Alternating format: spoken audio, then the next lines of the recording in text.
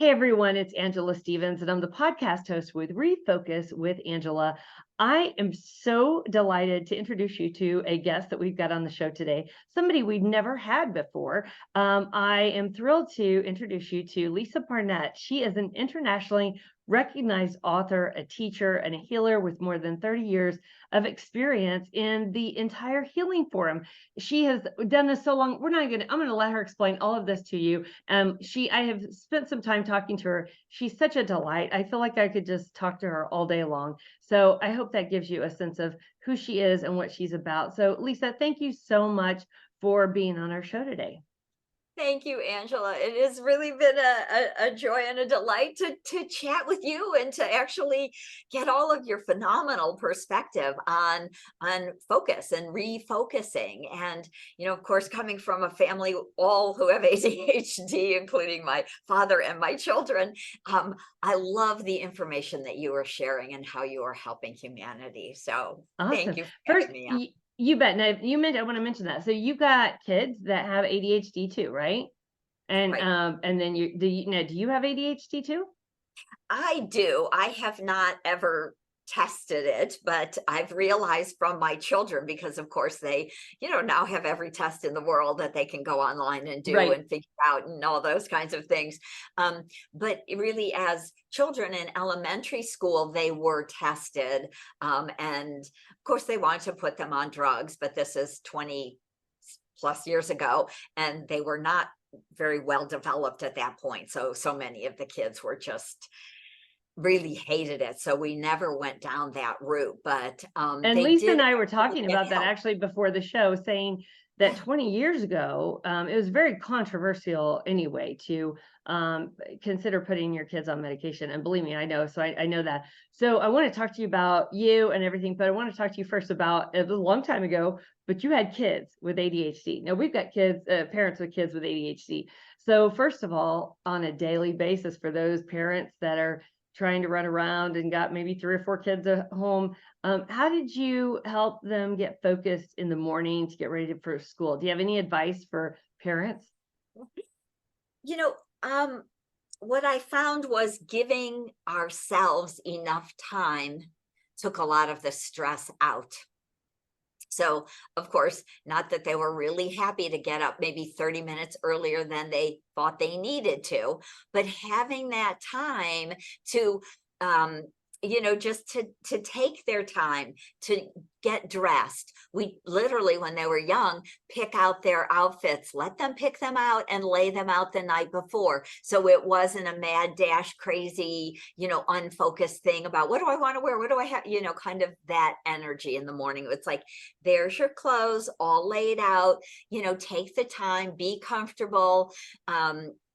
I find that a lot of people with ADHD are also really physically sensitive. I don't know if you've noticed that, Oh, but sensory issues. yes, Yeah, even my son, I remember if there was a fan in his room for any reason, if it was going, he couldn't stand it. It was the little things, and I would always learn later on. So yeah, sensory issues are big, and we have calendars that have heavyweight paper because it's a sensory issue, feeling. So yeah, definitely.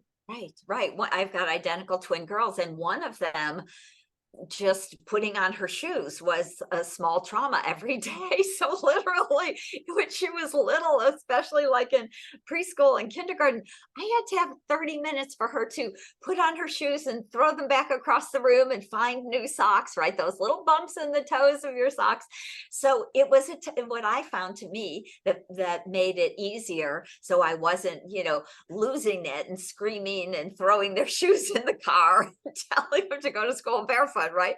Which was, if we were out of time, sometimes you were like, you have to go to school. You would Yeah, just have to go. So yeah. put them on in the car.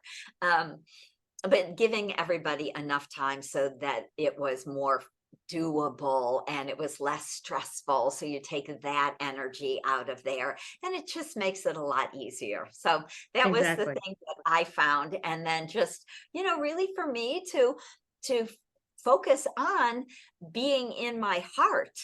being not in my stress and my head and my worry and my concern and my judgment and all of that kind of mental activity that really, really activates our stress and even our anxiety, but to truly to drop down into my heart Refocus. to breathe. Yeah. Definitely. So fast forward. Okay, so the kids are grown, right? And so on a daily basis today in your world, I mean, we all get frazzled at some point, right? So how when you're having those days, whether it be in the morning or during the day, how do you kind of calm yourself down?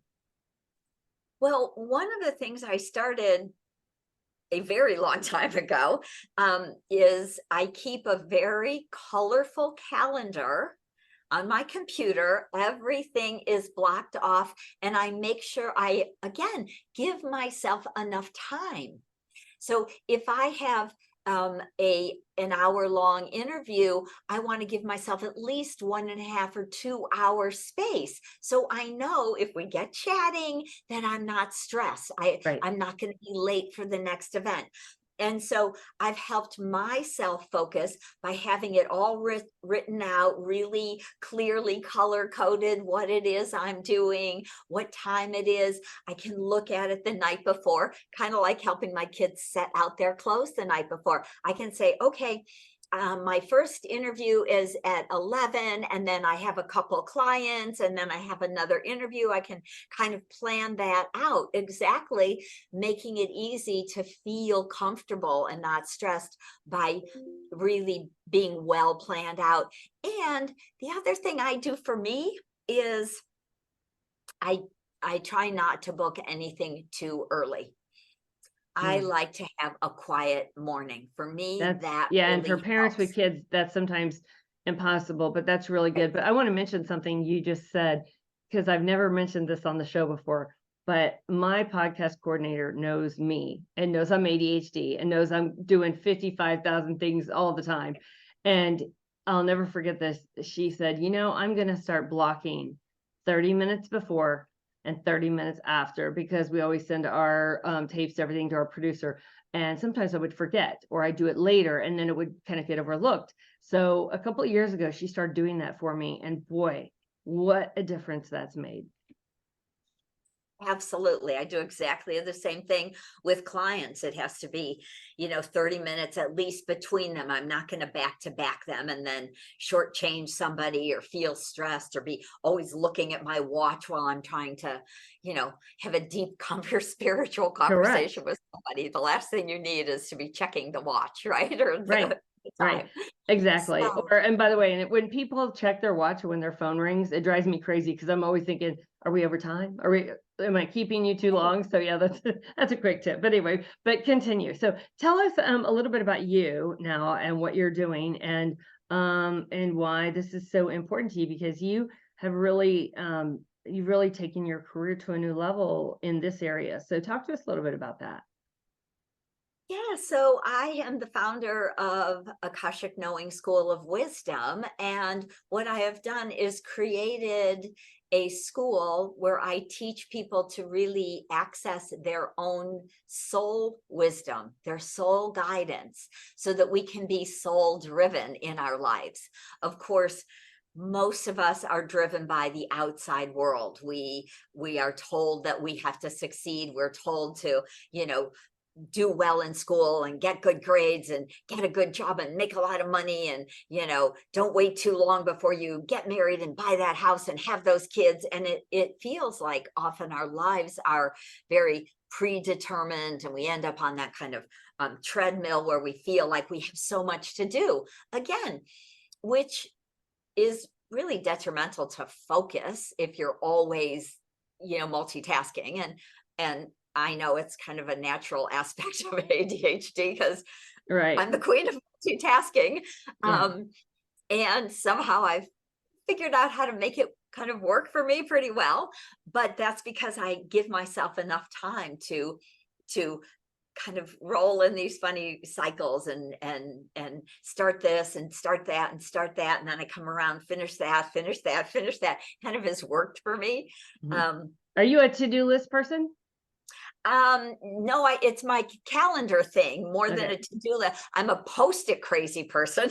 Yeah, yeah, yeah. So my to-do list is all over my desk and Well, we post-it. sell great to-do list legal pads. We'll have to show you those later, but Oh, yeah. yes, definitely. Um, Oh, I meant maybe it was something I could really use because honestly, the post-it thing is not working as well as I'd like it to. they always fall off. That's what I say. That's what I say. But we have a saying in our company, we all get so busy that sometimes we need to stop, take a moment, and refocus. And I think your company is a lot like that in terms of, getting people to stop, right? And stop the outside world to say, Right, I'm not going to be controlled by all of this noise, right?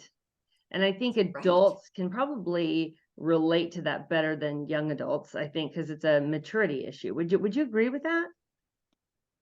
Yes, I absolutely would. Um, I think that most people kind of start looking for a more maybe spiritual answer to their problems when they're a little bit older, maybe in their 30s, 40s, 50s, even.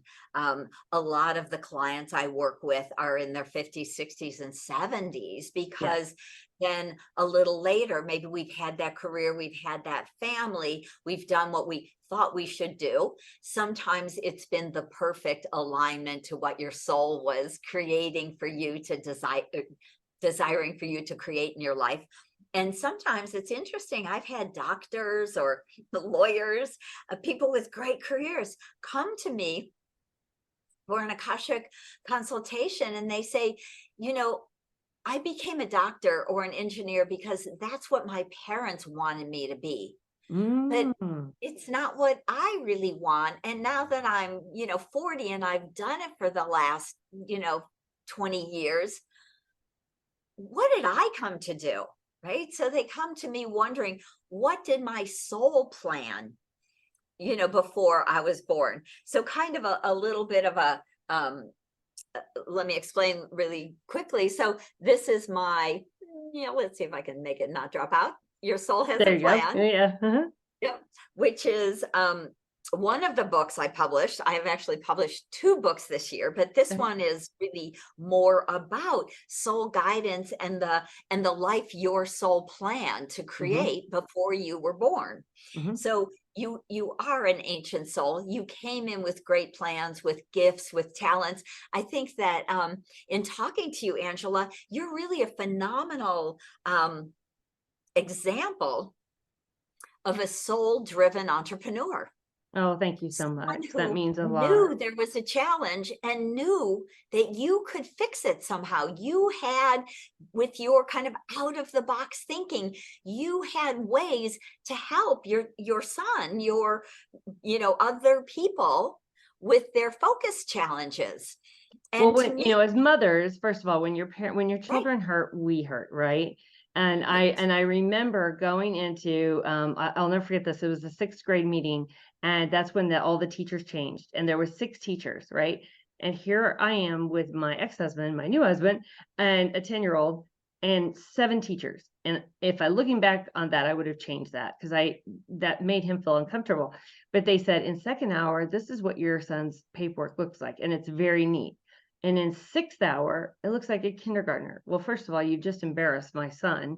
But I looked at them, and at that time, he was needing medication. And I said, I get this. I know what's happening. His medication is worn off. And I said, who's the teacher in second hour and who's the teacher in 6th? It was the same one. And so sometimes, even as parents or teachers, just listening and observing, we can figure this out because they're not the doctor, they're not the adults. right, absolutely. And it is so important, right, to take control of your own life. And again, this is kind of the whole aspect of the work that I teach is that you really are an infinite and wise soul with ideas, with plans. And when we can actually listen to ourselves, where you actually sat down and said, okay, let's kind of see this through in a bigger way. And I'm not just going to drop into the shame or the blame or the guilt that I'm feeling that my son is not making it through a whole day. and what's happening, so then we can have that conversation. Maybe he gets another dose at whatever that is, fifth period or fourth period, when it's time for it to kick in. So there he is again, feeling better by sixth period. There are answers, but we have to start to think out of the box. And to me, that's allowing your infinite soul that is very, very wise to guide you. And Well, trusting it's a lot interesting of you say that, intuition. because I have to tell you, so this was the light bulb moment for me. And a lot of people don't know this. Some people do, but all of our products are created through the eyes of a child with ADHD. And they're not for people just with ADHD, it's for anybody who wants to focus, right? But here's what's interesting. So here was the light bulb moment. I literally started going through his morning routine with him, walking through it, following him, seeing what he was really struggling with. And I looked through his backpack, and he was not turning in his homework. So for anyone listening, and he did it. He did the homework, but he didn't turn it in. But I looked in his backpack and I thought, here's all of his folders. They're neatly, labeled, everything. And it was messy, but everything was labeled. And I thought, oh my goodness, he sees a sea of black. They were black folders. So we changed them to red for art, yellow for history. And then when the teacher said, turn your homework in for history, he would know to pull it out of that color of the folder. And it was a game changer. So those things like that. Right. I love it. Even your sign behind you, right? They're not all black clocks. They're not all white clocks. All of those colors. I do exactly the same thing. I was saying with my calendar, I color code it. So if it's a client, it's personal. If it's me, it's purple. Sorry. A client. My favorite color is purple. So, mine is blue. So if it's personal for me, it would be kind of a light aqua blue. If it's the family, it's red. If it's, et cetera, et cetera. If it's a podcast, it's orange, right? So I've literally, at a glance, I can not see either an Outlook blank calendar or an all blue calendar. It's color coded, because I think that's just a simple, brilliant thing to help people differentiate, to focus on, I'm looking for clients, where the purple boxes, right? I'm looking for interviews I'm doing, where's the orange boxes, right? Exactly. Helps us, everybody, whether you're a child or an adult. Yes. Or a 60-year-old. All of that is still so valid and viable in our lives. But I find also that when we can really take time for ourselves, we were talking a little bit about what would that morning routine be? And again, like I said, with my children, I realized that we needed time and space, so that that the clothes were pre-done. There was enough time for the shoes or the pants that felt funny or whatever that was, right? There was enough time for everybody to finish their breakfast and not be stressed before going to school. And for me, I do something kind of similar, but I do a guided visualization where, this is a very interesting thing we're talking a little bit about too, Angela. Most of us are very sensitive and connected to all the people in our family. Sometimes it's our friends, it's the people at work. So we have a lot of other people's energy connected to us. Often people are talking in our head, right? We're telepathic. We actually are having ongoing conversations, maybe about some discussion or disagreement or some hurt or past upset, or what I'm supposed to do. So we're living in the past, we're living in the future, all sorts of people in our energy field. Just imagine, right, how confusing that is to you as a soul in a body. I've got people talking in my head. I've got things I've got to go do. I've got things that I'm upset about from, yesterday or last year, 20 years ago. Sometimes we're dragging that around. So the first thing I do every morning is I actually invite my soul, right? My higher aspects of me, or you could ask the divine or source or God, whatever. Please send all of those people back into their own bodies and remove them from my energy field. I want to send everyone back to them, so they can all be in their own body, doing their own work, focusing their own energy, and right? So blocking out the noise, just, yeah. blocking out the noise, because sometimes when we do that, we don't even hear ourselves. Right, because it's so crowded. So we're literally moving them out of our energy field. We're moving them out of our space. And then we get to fill ourselves up with our highest light, our highest energy, our highest physical level energy, our highest soul energy, however you would like to think about that. Just the highest you, right? I want to make sure I'm filled up with me. My whole physical body, my whole energy field is all me. So I'm aligned to my higher self, to my soul path, to my highest purpose in life, my highest life purpose, So right? that we can even be better for our families, for others that we're around, We because are then focused to do Yeah. what we've come to do, whether that is care for your family, absolutely. And maybe you have a job or a business or a career, or maybe you get to be a stay-at-home mom and be with your kids. But you're a better you when you're filled up with you and your love and your light, Mhm. instead of scattered, again, energetically. We're all energy, Mhm. scattered energy with other people's energy intermixed. It's like, how do you focus? Yeah. It's It's just an interesting. energetic concept. I hired an ADHD coach for myself when I found out I had ADHD, and everything was crazy. And I'll never forget, as long as I live, he said, "Angela, you've been the cook, you've been the salesperson, you've been the receptionist, you've been doing this for so long." And he said, "But you have to be the CEO of your business, and you have to delegate, and you have to take control of you." And boy, that made a big difference in everything. And so that's when a lot of things changed for me. Right. It's about really being the CEO of your life. Mhm. First, you have to be the CEO of your body. I always say, to be the sovereign, which is often the idea of being the queen or the king of your physical body, most of us are not. If you're the sovereign, if you're the king or queen of a land, you own that land. That's your land, that's your property, right? You get to have this space. Most of us who, own a house or own land, or even you rent, it doesn't matter, it's yours. Nobody else gets to come tromping in there. You don't leave your door wide open for anybody to show up and take food out of your refrigerator.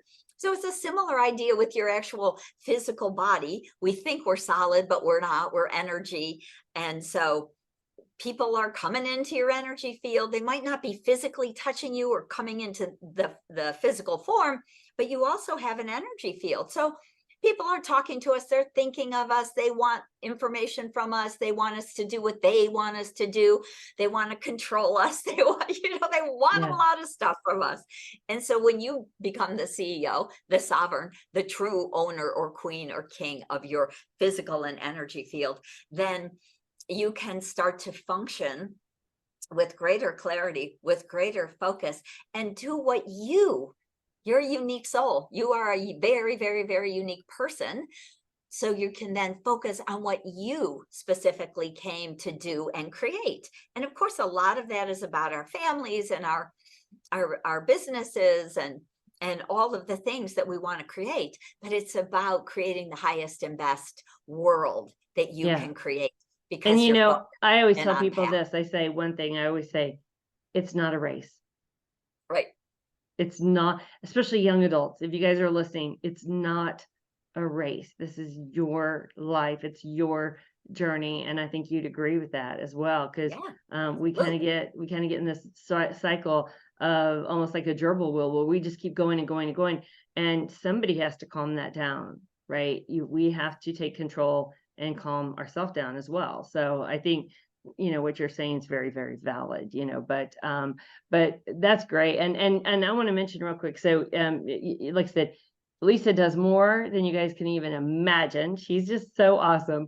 And she's got a gift. And we're going to put this in the show notes, right? You've got a gift that they can link. And tell us a little bit about that real quick, and we'll put that in the show notes. Absolutely. So what I do every morning is I do a brief guided visualization. It's under 10 minutes because, again, all of us with ADHD, and I don't want to Or sit and anyone, you know, I always say, whether you have ADHD, absolutely.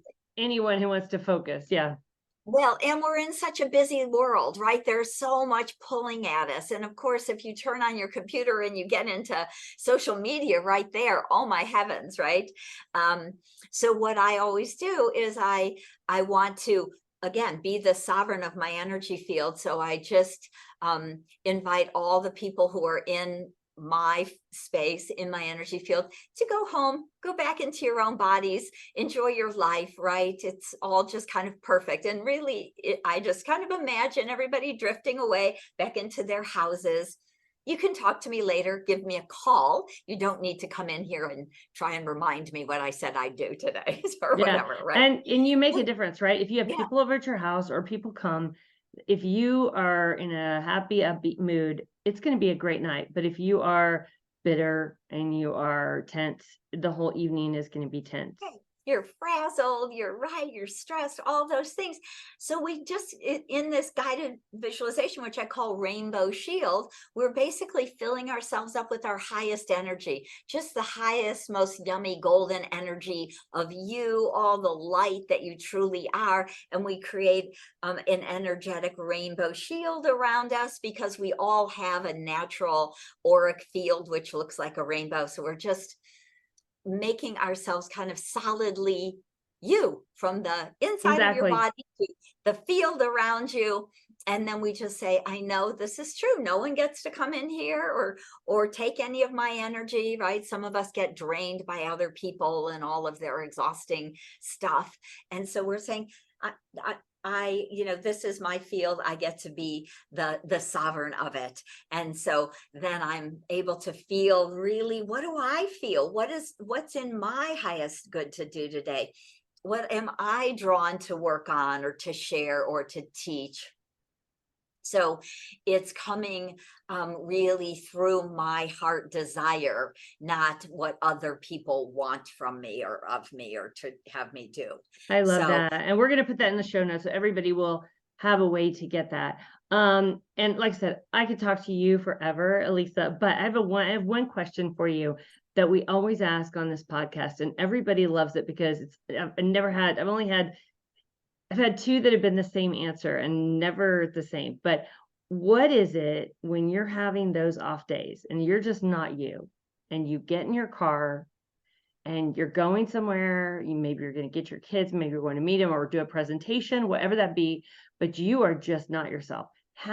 What do you do to get yourself focused and to get yourself game on before you get there?